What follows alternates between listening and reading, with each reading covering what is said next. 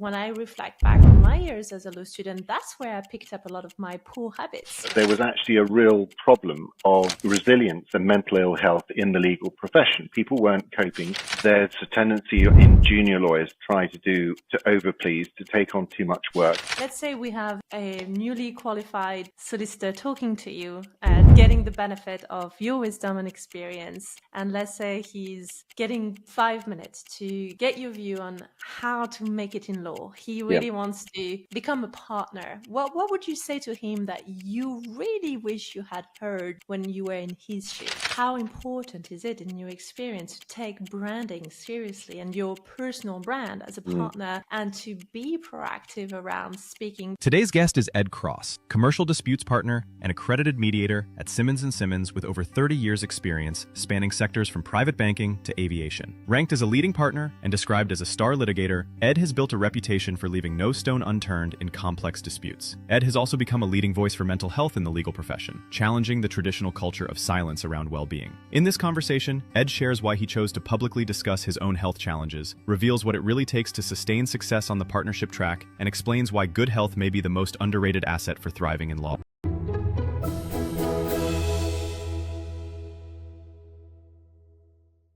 Ed, I'm really excited to have you on the show after meeting at a conference to talk about, surprise, surprise, well-being in law. Very good. Nice to be here too, Charlene. I want to dive straight in. What does it mean to you, Ed, when I say well-being in law? Why does it matter? I think, well, if you think about what lawyers are and what it is that we sell the people, the advice, human beings. It's not like a product, like a car or a phone. So fundamentally, what you're thinking about is looking after the people that are delivering the service. And if your people are unhappy, if they're stressed out, if they're not functioning well, then obviously the service you give the clients ultimately will be affected by that. But much more fundamentally, the thing I love about law is working in a large firm with lots of different people, diverse backgrounds, and you do become part. It is where you spend most of your working day, and you need to be working in an environment where you feel comfortable and safe, and where the people, particularly the more junior lawyers, feel that they can be open about whether they're coping or whether they're not coping, and without any fear of there being a stigma or that they'll be sort of sidelined on work if they say that actually they're having a bad time of it. So that's why I think it fundamentally matters, because if you don't deal with this, then it all goes wrong. Mm-hmm. And I wonder, in your experience, you've been in practice for many decades, you have acquired an incredible amount of experience. Have you noticed a shift culturally between when you started in practice and where you are at now in terms of how openly we talk about well-being in the workplace? Yeah, I think thankfully a huge shift over the years. I started off in a really small firm, and that was quite cozy and nice. And then I went to a Magic Circle firm for 10 years, which was fabulous, but it was very much focused on utilization, hours. Client, what was one of the things they said was something like client first, always client first. It wasn't so much a feature of or any sort of real regard about the cost that might have to the legal team. Clients would pay a lot of money and they would expect their lawyers to jump and always deliver. And so for probably 2/3 of my career, I'd say that was the sort of environment I was working in. And then I think from about 2015 or maybe 2019, they started to see a bit of a change. So in the corporate world, non-legal, there were organizations like Mad World, where Coca-Cola and the banks would turn up and they had big conferences about mental health and well-being. And you just didn't see that in the legal sector at all.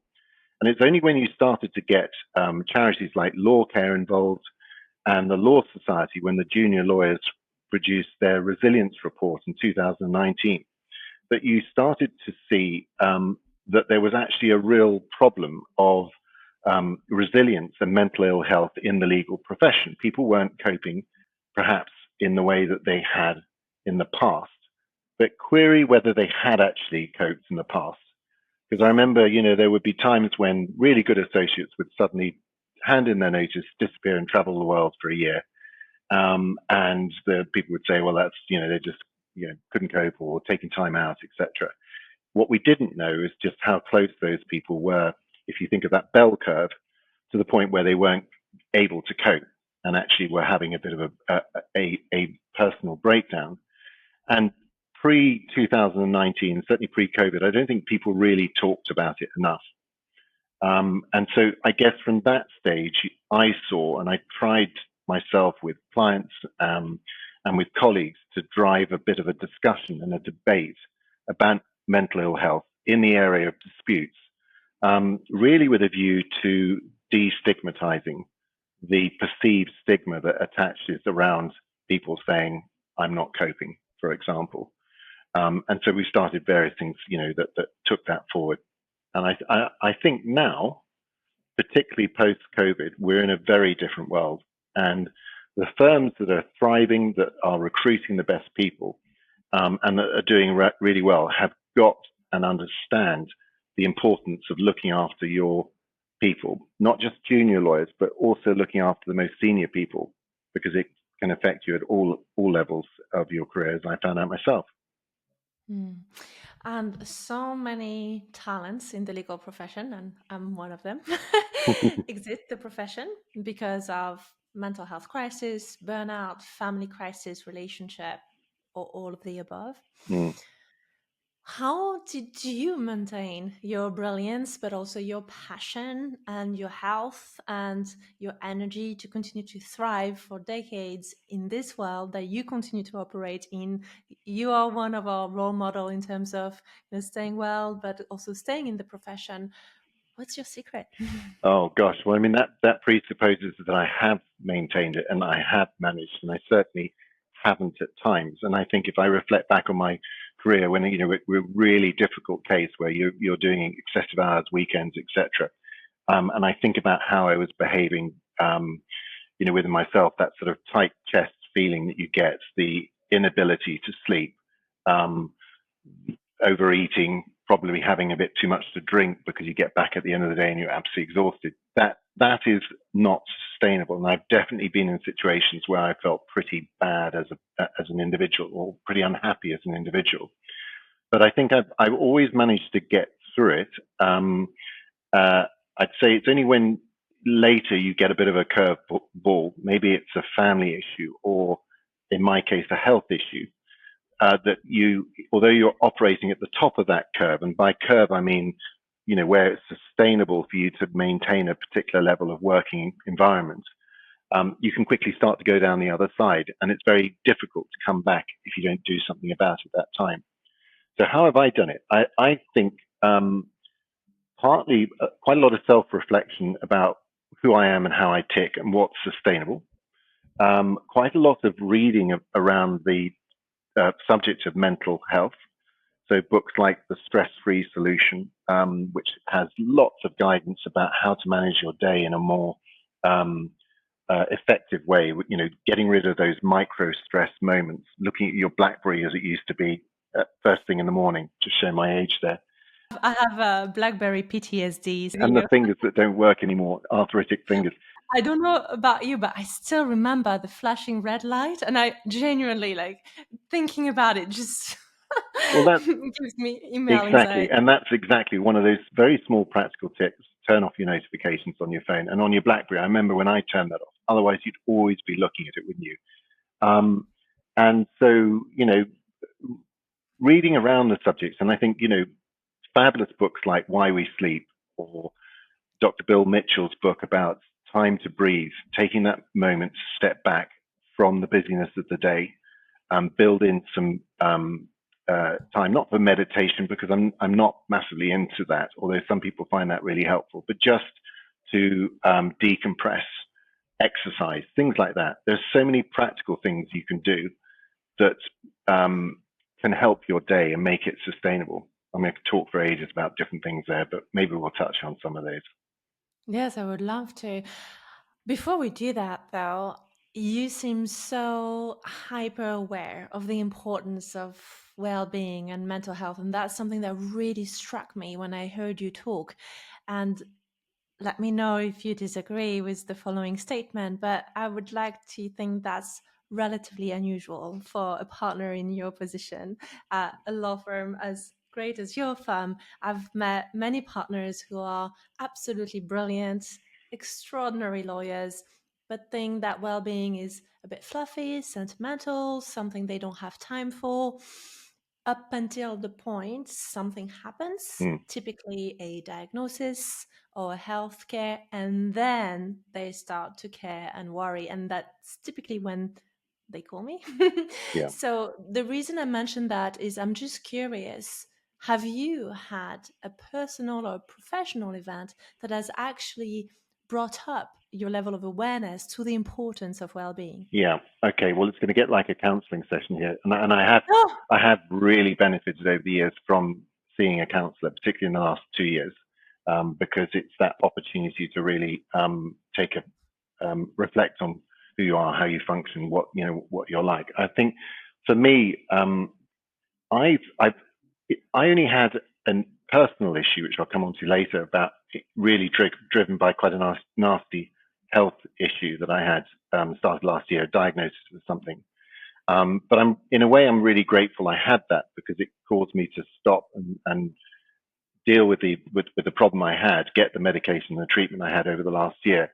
And it also was a light bulb moment, because the condition I had, something called hemochromatosis, which is like an iron loading genetic condition. It's really common, where your body can't process iron. That was something that caused significant fatigue and low mood. And so I had what I thought was 99% the job, was probably 70% the fact that I had all this sort of iron in my body that was causing me to feel so tired. But anyway, that was the thing that's helped me move into a much better place now that I've dealt with it.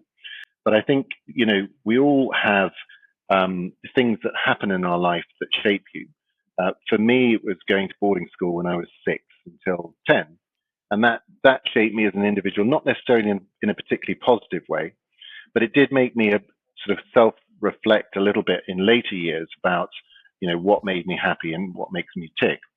And I think that the biggest influences, though, for me, are often what you see happen in other people. So if you have members of your family that have struggled,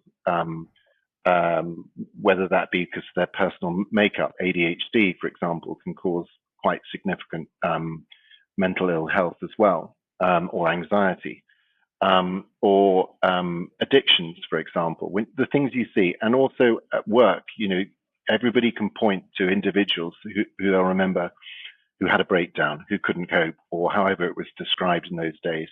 And I think that's what really drove me not only to self-reflect on what's sustainable for me, but also thinking about my team and more broadly about the working environment. And I think in that context, what's particularly interesting about the type of work I do is I'm a litigator. So it's all about destroying the other side, taking no prisoners, being hard-nosed and everything. And you can do all that, but it does start to take a toll, not only on you when you're on the receiving end of those personal attacks that come from the other side, but also particularly on junior lawyers that you're dealing with on opposing counsel. So sending a 20-page letter on a Friday evening when you know it's going to destroy their weekends, it serves no purpose. They come back with a big stonking response for your Monday morning, and everyone's happy except the clients. So, I mean, that's a very long answer to your question. I'm sorry about that, but I think lots of different factors, internal within me and external, what I saw, made me really think about mental health and thinking, well, actually, as I get more senior, there's something I could say about this that might actually drive a bit of change in the small world that I operate in. And this is something that I really noticed about you and that I want to spotlight for a moment, because you've not only been open about it, but you've even taken the extra step, which would be perceived as extra bold to many, I'm sure, to actually be vocal about it on social media, such as LinkedIn. So tell us a bit more. Yeah, I think I was encouraged by a client. I can't remember whether I mentioned him earlier, but a client who was really passionate about this topic, and it was something that we did together, speaking at conferences on mental health at disputes conferences, and the reaction that we got from the attendees, both during the session itself, the type of questions that were asked, but more importantly, when junior lawyers would come up after and say, "Thank you for speaking out about, your own personal challenges," and having people, really senior people on the panel talking about theirs. So, for example, the London International Disputes Week, I think it was pre-COVID, I had then Lady Justice Sue Carr, who's Lady Chief Justice, talking about what it was like to be a judge when you've got really clever barristers appearing in front of you, trying to sort of, hoodwink you with arguments, etc. And also what it was like when she was a barrister and the judge really embarrassed her in front of her client, and the type of pressure of the job. And I think it's empowering for the junior people to see that people who are at more senior level in their career can talk openly about stages where things haven't gone so well for them. So again, a long answer. Apologies, I'm not being very brief here, but I love it. We don't need to be brief. We okay. can take our time. I just really want to make a point to highlight this, because back in my days, certainly quite a few years back, there was still such a strong stigma attached to not thriving, but also I remember feeling ashamed, not just when I got diagnosed with various medical conditions, certainly didn't feel very comfortable at first to bring them to, let alone HR, my managing partner. But even when I was navigating my divorce, I remember not wanting that to be known at the firm for a very long time, because that felt in itself like such a personal failure, right? Yeah. And being a newly divorcee was not something that I really wanted to talk about at a networking party to charm and delight the clients, Yeah, right? yeah, So exactly. I would really love for you to perhaps expand on that in terms of what can be the benefit beyond just paving the way for the next generation in terms of nurturing the genuine relationship with our clients, nurturing the human side of law, to being a bit more open and to actually say the message: you can be a brilliant lawyer and going through a divorce, or you Yeah. can be a brilliant partner and navigating a health diagnosis, right? That and I think is really important, and one that certainly, Ed, back when I was in practice, I didn't feel very comfortable to disclose. No, and I think it's still the case in some areas. So I was talking to a senior clerk from a really top set of chambers this morning about this topic, and he was saying that still within the bar there is a real reluctance, particularly amongst the sort of senior junior barristers, for them to ever say that they're not coping. He's talked of examples of where cases have got to the point of a 4-week trial and literally just collapsed and not being able to continue on with it. How it gets to that stage, that point of crisis for the individual, without that person being able to say, actually, I can't, I'm not coping, it is difficult, isn't it? And I think fundamentally it comes down in that environment to the fact that they're fearful that they're not going to get instructed again, that if they show some vulnerability, they're going to be seen as a potential risk factor if you go with them on the next big case. And I did reflect when I wrote a post about a year ago, which was speaking of my own challenges at the time, of whether that would result in clients not wanting to instruct me, or the opposing counsel treating me in a different way, or me being perceived in a different way within my firm. And actually, I thought, no, sod it. I'm going to talk about this because it's really important. I know I will get through this. I will get better, but I'm not going to hide the fact that I am struggling. And I knew that I wasn't processing the diagnosis that well, because I had a panic attack when driving on the motorway. Just came out of nowhere, the first time ever I'd had one. I thought I was having a heart attack, but it was a panic attack. And so I thought, well, look, I've got to be kind to myself, and I'm not going to, and actually, if I'm prepared to talk about this openly, as I did on that post, maybe others will benefit from that. And that was a post that ended up going viral. I think about 75,000 people looked at it, thousands of comments, mostly from junior lawyers, lots from clients. If you're enjoying this show so far, I just have a very quick favor to ask you. Could you go ahead and click the follow button or the subscribe button? It would mean so much to me, and it would really help to grow our show so that we can enhance the production, we can bring you the best possible guests, and we can have the most amazing conversations. So if you haven't already done this, please take a moment today to go ahead and click the follow button or the subscribe button. Thank you so much. And now let's go back to this amazing conversation. And a lot of people just saying, thank you for being open about it. That's really empowering. It's great to see someone at the more senior level talk openly about this. But I did take that decision, just that risk of that I was going to be open about it. And it was a risk, but in fact, the downside has never materialized. What I question, though, is whether for more junior lawyers, whether they will have the same experience and still feel able to talk about it. I think what we are seeing now, though, is even if they don't want to go into print, and they don't need to go into print, something like LinkedIn on it, they will much more so now feel able to talk about it with their colleagues and say, you know, when things are not working. And I've certainly seen that.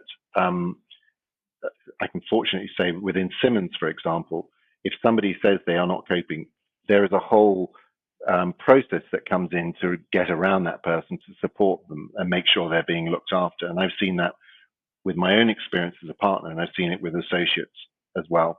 And that's a different world to what it was 5-10 years ago. But there is a flip side to it.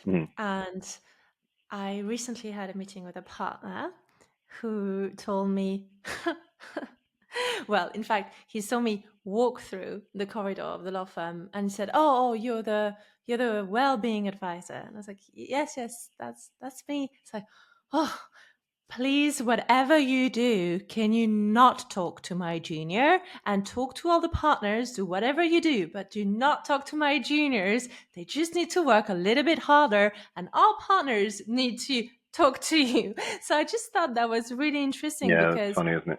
his fear was that the new generation, so to speak, was taking it easy and that our generation or the generation above was the one really hardworking, really burning out, and that there was a generational gap.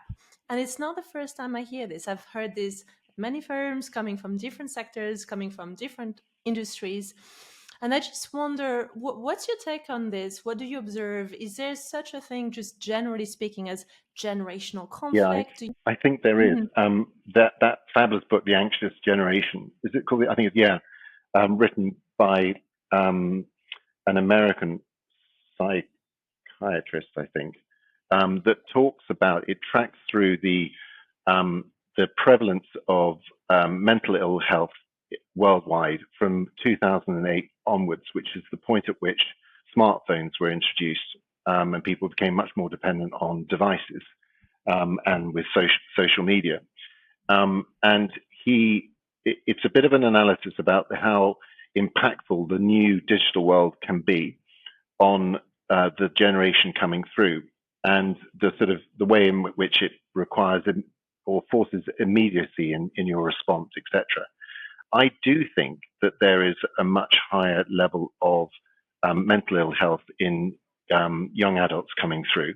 I'm seeing it at the sort of school stage in a way that I don't think we saw when I was growing up. For example, eating disorders, anxiety, etc., is far, far more prevalent. If you talk to people about it, everybody knows lots of people who've struggled with that. And I do see that people are genuinely not coping.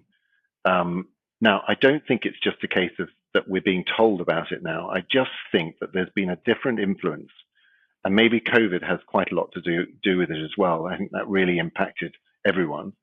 That has meant that our mechanisms for coping and the demands on us personally are so different that people are perhaps not as resilient. It's not that they are lazy or have different expectations about work-life balance.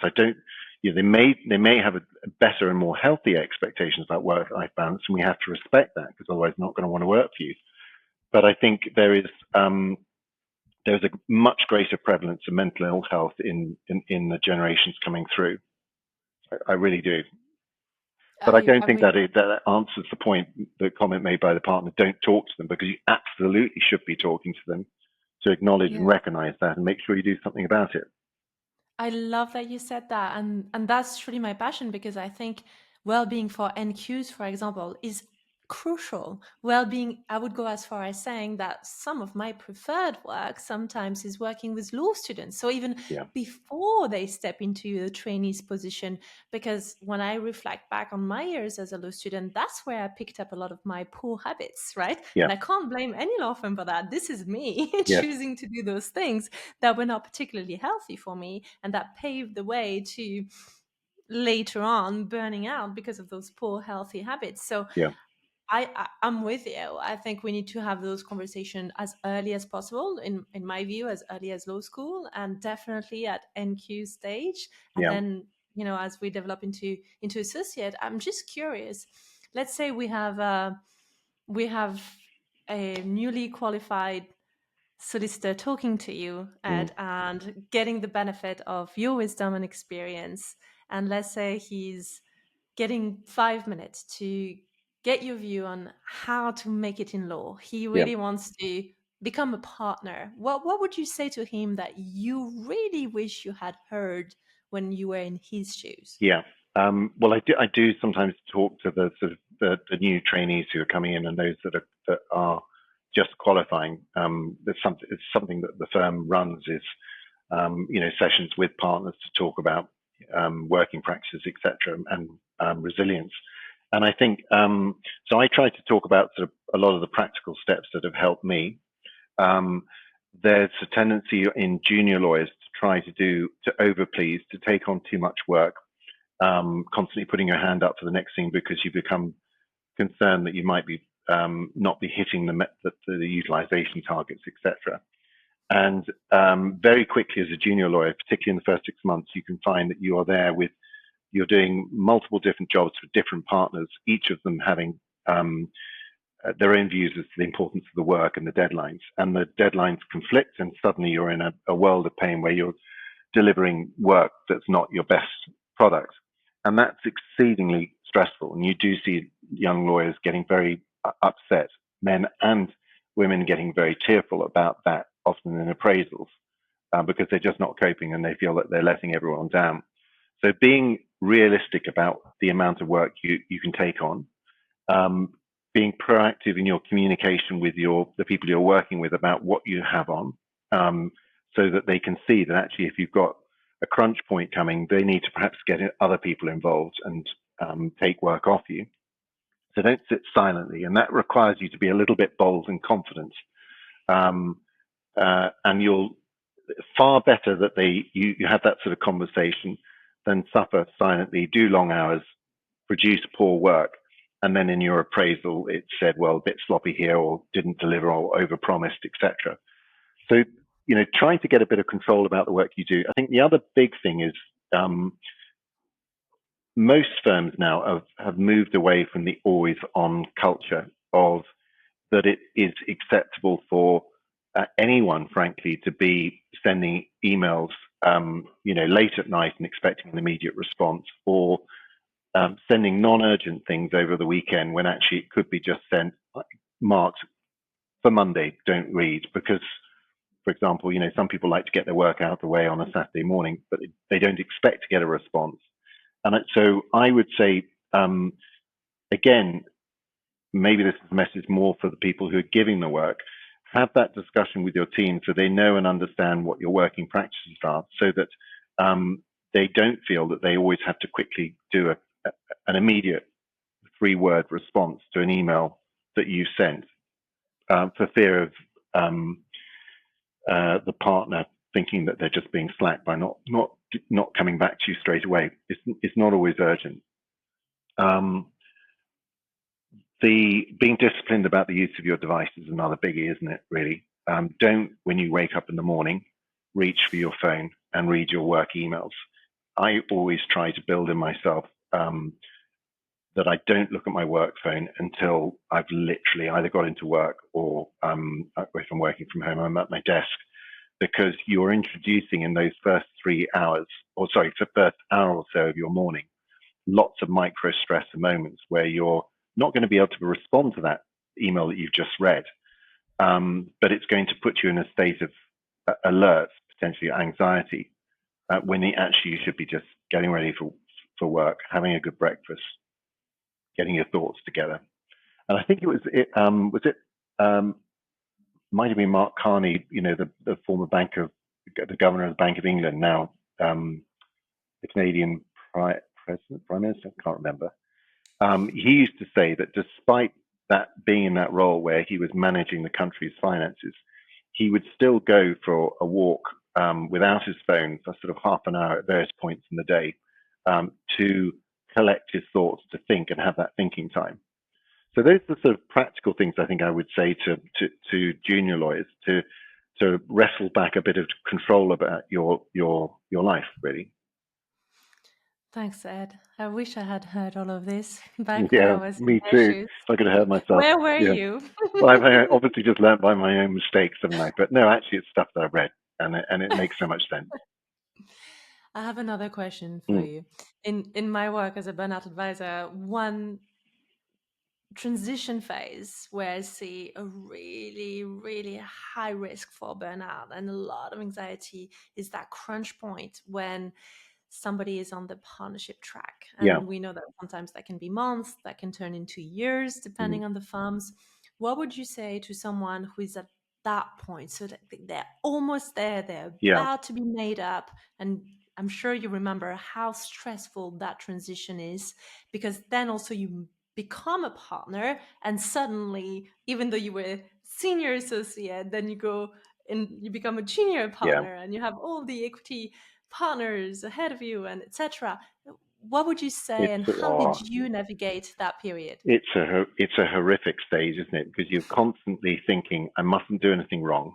Everyone's looking at me. I've got to go out and, almost like an election, sort of win hearts and minds. You've got the whole partnership process, the presentations you have to give, hitting the metrics and everything. It's a really difficult stage. And now it's really interesting that a lot of the best lawyers, partners I knew from Clifford Chance didn't get through to partnership in the first round. So, for example, I hope he doesn't mind me saying this, Simon Davis, who ended up becoming the president of the Law Society, was the top partner at Clifford Chance. He didn't get through the first time round. I didn't get through when I was at CC the first time round, and the second time I thought, well, sod that, and I went to a different firm. But I think the point is that yes, it feels very significant if it doesn't happen immediately, and it feels like a failure, etc. But the reality is that your career is very long, and life is long, and if you and things may not happen immediately, and there may be very good reasons why they don't. Very often, when I look at some of the junior partners who've maybe not made it the first time round, they've been absolutely great, but they have so benefited from the subsequent year that's happened, where they've built on their business case, they become more confident, and they go in and they fly, and they're then much, much better equipped to deal with those first 6 months as a junior partner, where once again you start to sort of navel gaze and think about, well, am I busy enough? People aren't giving me work anymore. I've got to get my own work. Well, I'm afraid that is what it's like being a partner, and it doesn't stop when you're 6 months. It continues even now, the constant requirement to generate work. It's a business, and that's the toughest part of it, I think. Yes, I recently had a conversation with a newly made up partner who told me, and I'm sure you can relate to that, and I would love your take on it, who told me it's the first time in my life that I realized that a networking or a cocktail hour is more, if not as important as my billing and me doing the work that I need to do, because I need to go and meet that client, and I need to delight the client, and I need to be at that cocktail hour, and I need to be at my networking. Whereas as an associate, I could get away in many ways with not going, because what I needed to do is meet my billing targets and make sure I got the work done for the partners. And that was my main job. But now my main job is to make sure that I go get the clients. What would you say in terms of shifting that mindset? Because we know, and I'm sure you've had this situation, and that's why he was calling me. He was really struggling with letting go of the day-to-day legal work to go to a cocktail hour, right? Oh gosh, it's absolutely true. And I think it's even harder for people who work in very big firms where the work just seems to come to the firm. But it does change when you become a partner, because it may go to another partner and not you. And the biggest cases I've had have come from the most random BD events. So one case I had, which was millions and millions in fees, came because I spoke at a conference about disclosure to a bunch of other lawyers. And it just happened that there was a lawyer from CC Moscow in the audience who'd left CC, and he said, "I've got this case." So you really have to put yourself out on the radar, and it's one of the hardest things about what we do, particularly as a litigator, because not all clients have a roster of disputes coming through, unless you're, say, in insurance, where there is. And so you have to spread the net very wide. You have to build your network of contacts. And that actually is something that you really have to start very early on in your career, because so many of the people who became important and enabling for me later on were people that I met when I was sort of 2, 3, 4 years qualified, where it was actually much easier to have client contact, because you could pick up the phone to an in-house lawyer. You weren't a threat. You weren't the big senior partner that maybe your equivalent qualified person in-house would feel less able to speak to. You were a peer, effectively. And so you build up those relationships early on. They become more senior, and they support you. And ultimately, you may support them later when they want to move to a different role. You can help them with that. So the advice is, it's really it's going to be very difficult for you if you're just approaching partnership and you have that moment of realization that, gosh, I've got to generate work. And that's maybe a failing of the firm, that it hasn't nurtured you to enable you to be building that network of clients before. With our partnership selection, you can have people who have got really, really good hours and great billings, etc., on matters that they're working on. But ultimately, if we don't feel that they are going to be able to build their own practice over time, then it's not being brutal, it's being realistic. You have to sort of say, well, you're not ready for it. You've got to build that network first so that you have that better experience as a partner. And this is the perfect segue to talk about what you just mentioned around speaking engagement, and that really good example of BD. How important is it in your experience to take branding seriously and your personal brand as a partner, and to be proactive around speaking? Because I still meet many partners, even senior and seasoned, that still don't love being on a panel and still don't love a public speaking engagement. What would you say, and what have you done to really build up your personal brand? You have to keep doing it. You have to keep on doing it. I remember really funny, one of the first sort of client presentations I gave, I turned up with the partners who were running a little bit late. We walked up a flight of stairs, walked into the room, and the clients were there, and we went straight into it. And I had all this adrenaline going around my body, and I felt like I was suffocating. I could not breathe because I was so sort of out of breath. And that was sort of an early experience of public speaking. I think it is difficult, but first of all, learn from styles of what works and what doesn't work from people who speak. And the people who you see reading from a script, everybody switches off. The people who are slaves to slides, people will switch off. I think the biggest, as you get more confident in public speaking, the best thing is to be able to let your personality come across. The number of times that I've had a pretty clear plan of what I was going to say by way of introduction, and then something's happened in the audience, or some thought occurs to me that's sort of funny, and I'll start on that, usually against myself or something. And it's having that sort of relaxed style, which you can only do through practice to build your confidence that you can speak, that makes it more fun. But going back to your first point about the importance of it, is so important. And I think I did a lot of it when I got involved in organizations like London Solicitors Litigation Association. And I went on to head up that, and civil justice reforms, constantly speaking about horrible reforms which nobody liked that I was helping to draft. But it was great experience to raise your profile.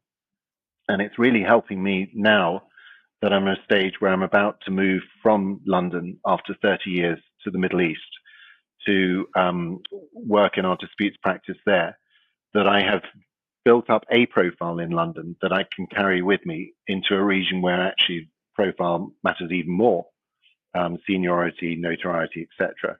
And it just gives you do need to push yourself out there. You know, won't be sustainable if you don't. Tell us more about this move. Well, and my senior partner, our managing partner, Emily, has clearly got a sense of humor, because she decided that the start time of August is the perfect time to introduce my family and my Labradoodle dog to a 50 degrees climate with 100% humidity. So we're moving in 2 weeks' time. But actually, it's going to be fantastic. There's a fabulous setup out there in terms of schooling and living accommodation, and then the financial centre, the DIFC, is extraordinary with the number of different businesses and the energy that's there. It's a really fascinating market. So although it's one of those deep breath moments where, you know, someone like myself who's not great with change, you really have to sort of take that leap of faith and go for it. And for me, it carries a lot of responsibility, because of course I'm dragging my family out there to something very new and quite scary for some of them, except the 8-year-old who just is happy about the pool. And the shopping mall. Yeah, and the shopping mall, etc., and basketball, all those things. It's one of those big life moments where you have to sort of back yourself and start something completely afresh. So I'm at this stage of my career, I'm really excited about it, and it's just the sort of new energy I need, frankly, post-COVID, post-health, etc. You just mentioned health. I have just 2 more questions for you, if I may. I have one around health and one around Middle East. So you pick which one goes first. I'll go with the Middle East. Where do you see the future of law vis-a-vis the Middle East? And I ask that in sincere curiosity, because all my favorite clients are going to the Middle East. Yeah, so no, I mean, it is really interesting. I can't remember the precise number of people that are visas that are now being issued, and the proportion of that goes to the UK, but it's huge. It's thousands a month. There is a different level of energy and can-do attitude that I've seen, at least in Dubai. It's actually a very different place than how it's commonly perceived in terms of sort of tolerance, inclusiveness, etc., particularly in the sort of business sector. And I think there are a lot of lawyers who are moving out there because our clients are moving there. So Simmons is, famous for doing work for asset management clients and investment funds. Some of the biggest funds that are based in London are now moving their operations to Abu Dhabi, for example. So there's a real opportunities there. I don't think it's a bubble, because the level of investment is so substantial that it will stay there, and it makes sense. But it's going to be really interesting to watch how it goes over the next few years. I think we might have to do a part 2 when we are both in the UAE and have a beautiful studio there. Yes, exactly. Well, I have a great suntan. I won't look quite so ashen, but yeah. I think quite the opposite. All my clients that have moved to the UAE, they're paler than ever because it's too hot to go outside. That's true. Yeah, true. Fair enough. So that leads me on to the last question, if I may. I would love for you to just go back to your earlier Ed, perhaps the version of you that didn't have yet quite the level of wellness awareness and the tools that you've acquired along the way. Yeah. And let's say you had the ability to give him 5 health hacks or well-being tools. Yeah. What would those be to Oh, help wow. you sustain that success? That wasn't on your list. Ed, you said no list, no Yeah, reading. no, 3 you're quite points. right. What things make a difference to me? Sleep, really important, and proper good sleep as well. And one of the things that can really disrupt your sleep is 2 glasses of wine in the evening, for example. That will break it up, and you'll wake up for various biological reasons. I understand. So sleep is really important. I find that on the days when I haven't had enough sleep, it's a real struggle. I feel quite tired, anxious, slightly foggy headed. I don't cope well without proper sleep. So there's sleep, and any techniques you can get to help you sleep. For me, it's like an audiobook or something not too interesting, or podcasts, just quietly in your ears, can take your mind off the day. I don't know whether you saw on Instagram, there's a lady who's got put a post that's gone viral where she said something about how you do this with your eyes, and you go left, right, round, and round, and it's one of the most seen things. Well, I did try it, and it actually did work. So rolling your eyes, anyway. So things like that. There is neuroscience behind Is it. this? Lateral eye movement. Yes. Well, in fact, EMDR I is a was going to technique say, yeah. we've used. Is it part of that? Absolutely. Well, it's an overly simplified version of Yeah. it, but there is some. So just tiny bit of science. When you do lateral movements, Yeah. when you go side to side without moving your head, you actually relax because you're scanning the horizon, which is when you're not meant to be stressed out. When you're laser focused on one point, that's typically when you're targeting a prey, Yeah. for example, if we're thinking about human evolution. So you're really focused, hence you're more stressed, Right. because you're targeted. Oh, so there is science behind it. Well, it did actually work. So everyone try and find it on Instagram. So there's sleep, there's alcohol. You've got to be really careful with that. I think certainly for me, it affects how I sleep. So I try not to drink in the week, or not drink too much in the week. Exercise is fabulous. That's such a good way of de-stressing. And I've found this year harder when I haven't been able to do quite the same sort of exercise because of my hips. Unfortunately, now I'm getting back on the bike and it feels fabulous, but that can really help. What else? We talked about it before. Devices, so important. Switching off notifications. Zombie scrolling. Try to get yourself away from Instagram, etc. If you can. It's terribly addictive. Even LinkedIn can be not quite as exciting, but it's addictive. Particularly if you just put a post up and you want to see how it's going, for example. Just turn off the notifications. Don't keep looking at your phone. In that book I mentioned, The Anxious Generation, he gives a wonderful scenario saying, imagine you went back 15 years and you're on a train, and at that point nobody had mobile phones, and you look up, what do you think people on the train would be doing? They'd be reading books, they'd be talking, they'd be looking around, or doing lots of other things. Whereas if you go on the tube now, everybody has their head down and they're looking at their phones, just focused on this device. And I bet if you go into most households, people are doing that as well. Constantly got their phones, picking it up every 30 seconds, quick look. That's another thing that doesn't enable you to have that downtime. So being really careful about that. And Petra, I'm going to mispronounce her name, sorry, Petra Velzeber's book on digital well-being, talking about digital addiction, is so good, because she doesn't try to prescribe that you should just destroy your phones. She says, just be very aware of how much you're using them and what impact it can have on you. What other things? The last one. Food maybe. I don't know. Yeah. That's good. Yes. Yeah. Have you changed the way you eat over the years? No. I love that food. So got that. I'm not practicing what I preach there. But. Well, that's good, because that means you're leaving a little bit of room for improvement for the future. Okay, Ed, right? Well, just as I moved to Dubai, I mean, it's not like they don't have fabulous food out there. So yeah. So one that's still work in progress, is that fair to say? Yeah. I'll work on it. Yeah. Okay, love it. That feels very, very human. Ed, thank you. I was wondering if to wrap us home, you could leave us with perhaps the best leadership advice you've ever received that's shaped Mm. your career that you would like to, in return, leave our audience with. Yeah.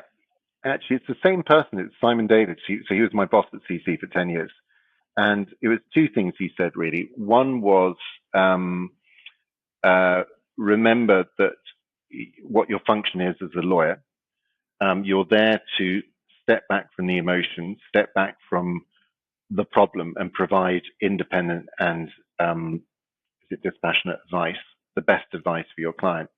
The client's problem is not of your making. It's not your problem. It's yours to try and help them resolve, but fundamentally you weren't the person that was responsible for creating, say it's a bit of litigation. It's some other events that have happened. Because I think there's a tendency when you're all trying to do really good work for your clients that you effectively try to take that problem and make it your own. And I've heard clients saying, it's my problem, but I'm looking to you to step back from the noise and to provide me with that independent, mature advice. So, and that can be really important, particularly if you get cases where you lose, for example, because your client didn't do so well in the witness box. You can only do so much, and as long as you haven't been negligent and you haven't dropped the ball, it's not of your making. So that can be important, particularly in litigation. And the other thing Simon said, and it was in his sort of opening speech when he became president of the Law Society and he gave it to the Law Society Council, was it's important to show vulnerability. And so he spoke of moments in his childhood where he had been really anxious at school, in a public school, and moments where he had, woken up finding it really difficult to sleep, for example, and feeling very anxious. And that is someone who anybody from the outside would regard as being the most confident, the most on it, top lawyer in the city. But he was prepared to show that he had vulnerability, and that's very powerful, I think. Ed, thank you. I really enjoy recording this episode with you, and I wish you and your family the healthiest move possible with some good food and some healthy one too. And thank you very much for having me on. It's great. Really enjoyed it. Thanks a lot. Take care. Thank you. Bye. Thank you for spending your time with me today and listening to this episode. Remember to subscribe so that you can receive weekly updates. And if today's message resonated with you, please remember to share it with a friend, a colleague, or a loved one who could really benefit from this episode.